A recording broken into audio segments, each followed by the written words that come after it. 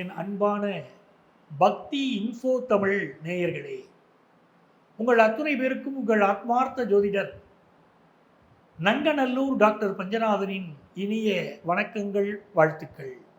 என் நெஞ்சிற்கினிய சிம்மராசி அன்பர்களே, சிம்மராசிக்காரங்களுக்கு ஒரு சிந்தனை மையப்பட்டு தான் இப்போ நீங்கள் இருப்பீங்க. என்ன நடக்குதுங்க சிம்மராசியை சுற்றி? எதிர்பாராத விஷயம்லாம் நடந்து போச்சேன்னு நீங்கள் ஒரு சிந்தனையில் இருக்கீங்க. நான் நினைக்கலையே, என் வாழ்க்கை பாசிட்டிவாக தானேங்க போய்கிட்டு இருந்துச்சு. இந்த சனி அட்டமத்துக்கு போனாலும் போனார், குப்புற கவுத்தி விட்டாருயா என் வாழ்க்கையில் அப்படின்னு சில பேர் சொல்கிறீங்க. நேராக ஜோதிடம் பார்க்க வரும்போது சொல்கிறீங்க. எப்படி சனி அட்டமத்தில் உட்காந்துருக்கார், குரு இருக்கார உதவி செய்யக்கூடிய குரு, அவர் விரயத்தில் போய் உட்கார்ந்தார். வம்பு வழக்குகளை தரக்கூடிய கேது பகவான் ராசியில் உட்காந்துட்டார். என்னங்க இது? ஜான் ஏறினா ஜான் ஏறிச்சுன்னு நினச்சா முழஞ்ச இருக்குது. இப்படி இருக்கு எங்கள் வாழ்க்கை. சிம்மராசிக்காரங்க கேட்குறீங்க, அதுக்காக வாழ்க்கை போயிருச்சா? யானை படுத்தா குதிரை மட்டம்னாங்க. எப்பவுமே உங்களுக்கு தனி பவர் தாங்க. என்ன தடை வந்தாலும் தற்காலிக தடை. உங்களுக்கு உதவி செய்வதற்காகத்தான் இப்போ சனி பகவான் வக்கரஞ்சனியாக மாறுற. எந்த விஷயங்களில் பலம் குறைந்தீர்களோ அந்த விஷயத்துலலாம் இப்போ பலம் சேரப்போகுது. ஜூலை 15லேருந்து நவம்பர் 30 வரைக்கும் இருக்கக்கூடிய இந்த காலகட்டம் உங்களுக்கு பலம் பெருகக்கூடிய காலகட்டம். இந்த காலகட்டத்தில் என்ன பலம் பெருகும்? எதிரிகளை எப்படி வீழ்த்துவது என்ற தைரியம் பெருகும். அட்டமத்து சனி கெட்டவன், அவர் வக்கரமாகிறாரு. மைனஸ் இன்டு மைனஸ் ப்ளஸ் ஆயிருச்சு. எதிரிகளை எப்படி ஹேண்டில் பண்ணணும்னு இப்போ நீங்கள் தெரிஞ்சுக்கிடுவீங்க. 7க்குரியவன் சனி 8ல் நண்பர்கள்லையா துரோகம் பண்ணுறாங்க அப்படின்னு சொல்கிறீங்க. 2026 பிறக்கும் போதே உங்களுக்கு வருஷப்பல் நான் சொன்னேன், நண்பர்கள் முதுகில் குத்துவார்கள். இப்போ ஒருத்தராக சொல்லிட்டு இருக்கீங்க, சார் என் பிஸ்னஸ் பார்ட்னர் சார் என்னை ஏமாற்றி விட்டார் சார். எவ்வளவோ சொல்கிறீங்க, கணவன் மனைவி உறவுல பிரச்சனைங்கிறீங்க. இப்போ உங்களை விட உங்கள் பிள்ளைகள் உயரும் காலகட்டம், அதை ஏற்றுக்கிடணும். ஏன்?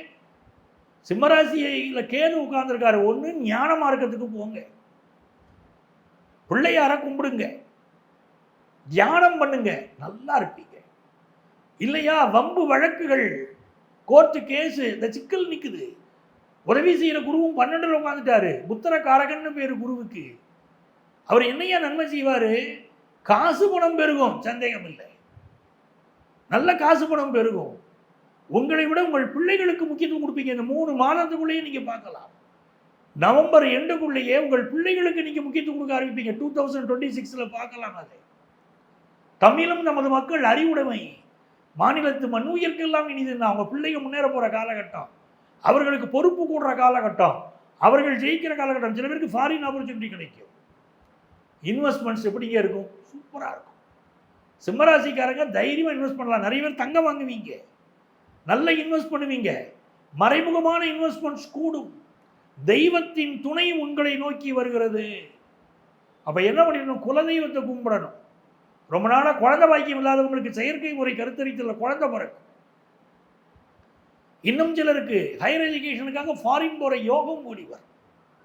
இன்னும் ஒரு பக்கம் பாருங்க, ஃபினான்ஷியலாக உங்களுக்கு இருக்கக்கூடிய தடைகள் விலகும். அதெல்லாம் நல்லா இருப்பீங்க. தொழில் முயற்சிகள், அதை எப்படி ஹேண்டில் பண்ணணும், எப்படி சமாளிக்கணும்னு தெரியும். புதிய பணியாளர்கள் வேலைக்கு அமர்த்துவீங்க. பழைய ஆள் தெரியலையா? கும்பலாக நம்மளை விட்டு பழைய ஆட்கள் வேலையை விட்டு போயிட்டாங்க. இப்போ புது ஆட்கள் அப்பாயின்மெண்ட் போடுவீங்கள்ல, புதிய தொடர்புகள் ஏற்படுமே. அதனால இழந்ததை மீட்பீர்களே, அப்படிப்பட்ட யோகம் இருக்குது. இந்த காலகட்டத்தில் காசு பணம் பெருகுங்கிறது ஒரு யோகம். புதிய வீடுமனைகள் வாங்கக்கூடிய யோகம் பெருகுது. 10th +1 +2 படிக்கக்கூடிய ஸ்டூடெண்ட்ஸ் கல்வியில் பெரிய அளவுக்கு இப்போ நீங்கள் முன்னேற போகிறீங்க. இதெல்லாம் நல்லா இருக்கு. உடல் நலத்தில் யாருக்கெல்லாம் பிரச்சனை இருந்துச்சோ அந்த பிரச்சனைகள் நிவர்த்தியாக மருத்துவ ஆலோசனை இப்போ கிடைக்கும். இது ரொம்ப நல்ல விஷயம் இல்லையா? ரொம்ப நாளாக கடன் இருந்துச்சு, கடனை அடைப்பீங்க. அதெல்லாம் பெரிய திருப்தியாக உங்களுக்கு வந்துக்கிட்டு இருக்கு. மறைமுக விஷயங்கள், உங்களுக்கு எதிராக நடக்கக்கூடிய சூழ்ச்சிகள், அதை பற்றிய செய்திகள் உடனே வந்து சேரும். அதனால எதிரிகளை வீழ்த்தக்கூடிய உபாயங்கள், தந்திரங்கள் அத்தனையும் செய்வீங்க. இந்த காலகட்டம் மிகப்பெரிய வளர்ச்சியை தருது. ஒரு கம்பெனியை நடத்திக்கிட்டு இருக்கீங்க, போட்டி கம்பெனியை ஜெயிக்கக்கூடிய சக்தி உங்களுக்கு வரும். வல்லமை தாராயோ இந்த மாநிலம் பயனுற வாழ்வதற்கே நாம் பாரதி. உங்களுக்கு அந்த வல்லமை கிடைக்குது. சிம்ம ராசிக்காரங்க ஓங்கி அடித்தா 1.5 டன் வெயிட்டு புரிஞ்சுக்கிட்டா போதும், ஜெயிச்சிருவீங்க. இது நல்ல நேரம். யாரை சார் நாங்கள் கும்பிடணும்? யாரை கும்பிட்டா நல்லா இருப்போம்? சாட்சாத் விநாயக பெருமான். ஞாயிற்றுக்கிழமை ஆச்சுன்னா பக்கத்தில் உள்ள கோயிலுக்கு போகணும். விநாயகருக்கு அருகம்புல்லினால் அர்ச்சனை பண்ணணும். அந்த அர்ச்சனை உங்களுடைய தடைகளை போக்கும், வாழ்க்கையை நல்ல விதமாக மாற்றி தருங்க. சனி பகவான் வக்கரச்சனி வாழ்க்கையை தரப்போறாரு, காத்திருங்க.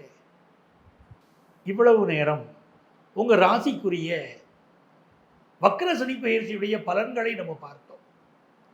அப்போ இந்த வக்கர சனி பயிற்சி காலத்தில் என்ன பரிகாரம் சார் நாங்கள் முழுமையாக செய்யலாம்? எங்களுக்கு பிரச்சனையே இருக்கக்கூடாது.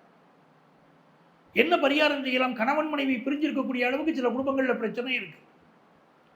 என்ன செய்தால் கணவன் மனைவிக்கு இடையில் இந்த வக்கர சனி காலத்தில் நன்மை நடக்கும் அப்படின்னு கேட்டீங்கன்னா, பிரதோஷ நாட்களில் அல்லது திங்கட்கிழமை சிவபெருமானுக்கு பால் அபிஷேகம் பண்ணணும், தேன் அபிஷேகம் பண்ணணும். இது ரொம்ப முக்கியம்.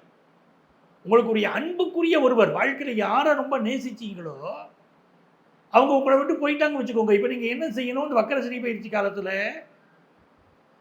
சிவபெருமானுக்கு பால் அபிஷேகம் தேன் அபிஷேகம் செய்து சிவபெருமானுக்கு முன்னால் உட்கார்ந்து ஓம் நமச்சிவாய மந்திரத்தை ஒரு 1008 முறை சொல்லணும்.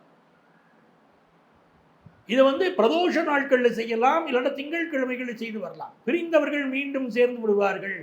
வக்கரச்சனியினால் பிரிஞ்சிட்டாங்கன்னு யாரும் கவலைப்பட வேண்டாம். சிலருக்கு உடல்நல துன்பங்கள் இருக்கு, எனக்கு வக்கரச்சனியினாலே அப்படி நீங்கள் கவலைப்படுறவங்களா இருந்தால் இந்த காலகட்டத்தில் காகத்திற்கு உணவிடுங்கள். தயிர் சாதம் இருக்கு பாருங்க, தயிர் சாதத்தில் சிறிதளவு எள் போட்டு, ரொம்ப எள் போட்டுறாதீங்க, காக்கா சாப்பிடாது. லேசாக இதில் எள் போட்டு அந்த தயிர் சாதத்தை காக்காய்க்கு வச்சிங்கனாலும் காகம் அதை சாப்பிடும். உங்களுக்கு வரக்கூடிய துன்பங்கள் விலகும். அதே போல பித்ருக்களுக்கு செய்யக்கூடிய தர்ப்பணம் பண்ணுங்க. அமாவாசை தர்ப்பணம் கொடுங்கள். அதுவும் உங்களுக்கு சனி பகவான் அகம் மகிழ்ந்து உதவுவார். ஏன்னா காகம்தான் பித்ருக்களை குறிக்கக்கூடிய பறவைன்னு நம்ம சொல்கிறோம் இல்லையா? அதனால நீங்கள் செய்யுங்க. இதெல்லாம் உங்களுக்கு மிகுந்த நன்மைகளை தரும். நவக்கிரகங்கள் 9 கிரகங்கள். ஒவ்வொரு கிரகத்துக்கும் ஒவ்வொரு தனித்தனி சிறப்பு. ஒவ்வொரு கிரகமும் நம்முடைய உறவு முறைகளில் ஒரு முறையை சொல்லுது. உதாரணமாக சூரியன்கிற கிரகம் நம்ம வாழ்க்கையில் நம்முடைய அப்பா எப்படிப்பட்டவர், நமக்கு அரசு வேலை கிடைக்குமா அப்படின்னா அந்த சூரியன்கிற கிரகம் சொல்லுது. சந்திரன்கிற கிரகம் தான் நம்ம ஜாதகத்தில் இருக்கக்கூடிய சந்திரன்கிற கிரகம் தான் அம்மாவை பற்றி சொல்கிறது. நம்ம தாய்க்கு நமக்கு இடையிலே இருக்கக்கூடிய அந்த ஆழமான புரிதல் எப்படி, அம்மாவுடைய உடல் நலம் எப்படி இருக்கும், நம்முடைய மனநலம் எப்படி இருக்கும் அப்படின்னு சொல்லும். செவ்வாய்ங்கிற கிரகம் தான் சகோதர உறவுகளை பற்றி பேசுகிற கிரகம். புதன் அப்படிங்கிற கிரகம் தான் நம்முடைய அறிவை பேசக்கூடிய கிரகமாக இருக்கு. நம்முடைய அன்பு நேயர்களுக்கு இதெல்லாம் தெரியும். குரு கிரகம் தான், அந்த குரு என்ற கிரகம் தான் நம்முடைய புத்திர பாக்கியம், நம்முடைய குழந்தைகளுடைய எதிர்காலம் எப்படி இருக்கும் அப்படின்னு சொல்லும். சுக்கிரன்கிற கிரகம் தான் வாழக்கூடிய மனைவி எப்படிப்பட்டவள், நமக்கும் அவருக்குமான வாழ்க்கை முறை எப்படி இருக்கும் காட்டு. எப்படி கிரகங்களை சொல்லிக்கிட்டு வருகிற போது சனி என்ற கிரகம் இருக்கு பாருங்க, அதுக்கு மிக மிக முக்கியத்துவம் உண்டு. நம்ம பார்க்கக்கூடிய வேலை எப்படிப்பட்ட வேலையாக இருக்கும், நம்மிடம் பணிபுரியக்கூடிய பணியாளர்கள் எப்படிப்பட்டவர்களாக இருப்பார்கள், நமக்கும் அவங்களுக்கு இடையில் ஒரு புரிதல் இருக்குமா, எல்லாம் சனி பகவான் சொல்லுவார். நீண்ட கால வியாதிகள் நம்ம உடம்புல இருக்கு அப்படின்னு சொன்னால் ஜாதகத்தில் இருக்கக்கூடிய சனி பகவான் வெளிப்படுத்தி விடுவார். இந்த சனி பகவான் அவருடைய போக்கு தான் நம்முடைய வாழ்க்கையிலே நம்முடைய வேலை, நம்முடைய வேலையுடைய போக்கு, நம்ம எப்படி நிம்மதியாக வேலை பார்க்குறோங்கிறதெல்லாம் எடுத்து சொல்கிறார். அந்த சனி பகவான் இப்போ பெயர்ச்சி அடைந்தது உங்களுக்கு தெரியும். ஓராண்டாகுது. கும்பராசியிலிருந்து மீனராசிக்குள்ளே சனி பகவான் பெயர்ச்சி அடைந்து விட்டார். ஆனால் பயிற்சி அடைந்திருக்கக்கூடிய சனி பகவான் இப்பொழுது வக்கரம் அடைகிறார். ஜூலை மாதம் 15ஆம் தேதியிலிருந்து நவம்பர் மாத கடைசி வரைக்கும் சனி பகவானுடைய வக்கர பயிற்சி நடைபெறப் போகிறது. இதுல சில ராசிகள் கவனமாக இருக்க வேண்டியிருக்கு. சில ராசிகள் ரொம்ப சந்தோஷமா வாழலாம். நம்ம ராசிக்கு சனி பகவான் என்ன நன்மையை தருவார் அப்படிங்கிறத தான் நம்ம இதுல பார்க்க போறோம். அது என்னங்க சனி பகவானுடைய வக்கரம் அப்படின்னா, மனிதர்களில் வக்கர புத்தி படைத்தவர்கள்னு சொல்கிறோம். நம்ம சிந்திக்கிறதுலேருந்து மாறுபட்டு சிந்திக்கிறாங்க. நம்முடைய நடத்தையிலிருந்து அவங்களுடைய கேரக்டர் மாறுபட்ட கேரக்டராக இருக்குது. நம்ம நல்லது செய்யணும்னு நினச்சா அவங்க கெடுதல் செய்கிறவங்களா இருக்காங்க. இப்படி சனி வக்கர காலம் அப்படிங்கிற போது பொதுவாக மனிதர்களில் வக்கரம்ங்கிறது இப்படி குணங்கள் மாறுபட்டவங்களா இருக்காங்க. இப்போ சனி வக்கரம், அப்போ வக்கரம்னா இந்த சனி பின்னோக்கி வருதா அப்படின்னா சனி பகவான் பின்னோக்கி எல்லாம் வரல. பூமியிலிருந்து நம்ம பார்க்கிற போது அந்த சனி பகவானுடைய அந்த அந்த கோளுடைய சுற்றுவட்ட பாதையில் சில அசைவுகள் தெரியுது. அந்த அசைவுகளை தான் நம்ம வக்கரம்னு எடுத்துக்கிறோம். சனி பகவான் அதே உத்திரட்டாதி நட்சத்திரத்தில் தான் பயணம் செய்ய போகிறாரு. மீன ராசியில் தான் இருக்க போகிறாரு. அவர் ஒன்றும் கும்பராசிக்கு வரல, பின்னோக்கி வராருன்னு நினச்சிடாதீங்க. இந்த வக்கர சனி பயிற்சி காலத்தில் நீங்கள் உங்கள் வாழ்க்கையில் என்ன நடக்கும், நீங்கள் எப்படி இருக்கணும், என்ன பரிகாரங்கள் செய்தால் உங்களுக்கு இந்த வக்கர சனி பயிற்சி காலம் நன்மையை தரும் என்கிறதெல்லாம் இந்த ராசி பலனில் நான் சொல்லிக்கிட்டு இருக்கேன். அதை நீங்கள் கவனிச்சுக்கோங்க.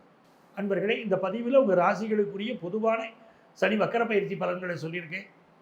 உங்களுக்கு முழுமையாக இந்த பலன்களை தெரிந்து கொள்ளணும், உங்கள் வாழ்க்கையில் உள்ள பிரச்சனைகள் தீரணும்னா இங்கே எங்களுடைய செல்ஃபோன் நம்பர் கொடுத்துருப்பாங்க. அந்த நம்பரை காண்டாக்ட் பண்ணி ப்ரியர் அப்பாயின்மெண்ட் வாங்கிட்டு என்ன நீங்கள் மீட் பண்ணலாம். சென்னையில் டி நகர்லேயும் நங்கநல்லூர்லேயும் நம்ம ஆஃபீஸ் இருக்குது.